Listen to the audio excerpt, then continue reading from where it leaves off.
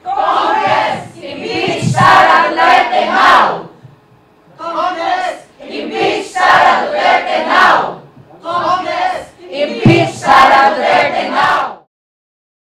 Kamakailan ang mga naghain ng impeachment complaints laban kay Vice President Sara Duterte ay nananawagan sa Kongreso na ipatupad ang proseso ng impeachment bago matapos ang taon. Pinangunahan ito ni na House Deputy Minority Leader Franz Castro, dating Bayan Muna Representative Teddy Casino at dating Gabriela Representative Liza Massa ang panawagang ito. Dito binigyan din nila na ayon sa panuntunan ng Kongreso, dapat i-refer agad ng Speaker ang nasabing reklamo sa Committee on Justice sa loob ng itinakdang session days. Dito nanindigan din ang mga complainants na kailangan kumilos ng Kongreso bago ang ika-7 ng Pebrero. Bahagi pa ni Casino, nais nilang maipadala ito sa Committee on Justice para mapag-usapan. Nilinaw din nila na layunin nilang maproseso ang impeachment ni BP Sara ngayong taon. Kung matatandaan, ang reklamo naman laban kay BP Sara ay nakasentro sa umano'y maling paggamit ng 612 million peso confidential funds. Ayon pa kay Maza, ang nasabing complaint na ito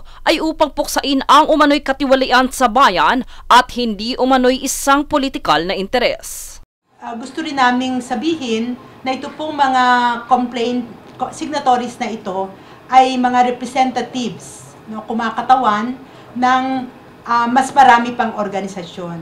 So kung tatantyahin po namin, maaaring 1,000 o mahigit pa na organisasyon ang sumusuporta dito sa impeachment complaint na ito. Inihayag din nila na maglulunsad ang grupo ng serye ng kilos protesta ngayong Enero upang kumbinsihin ang miyembro ng Kamara na suportahan ang impeachment. Dagdag pa ni Casino, ang suporta ng Kamara ay mahalaga upang maitulak ang impeachment na magdala nito sa Senado. Kailangang sumagot ang mga senatorial candidates, will they vote for the impeachment or against the impeachment?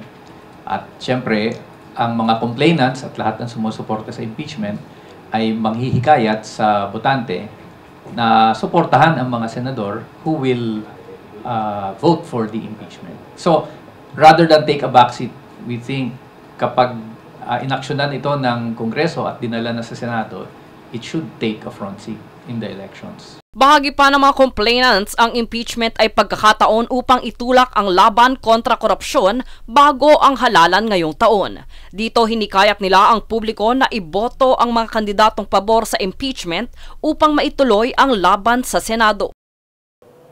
Jade Buhoy, nag-uulat para sa Golden Nation Network.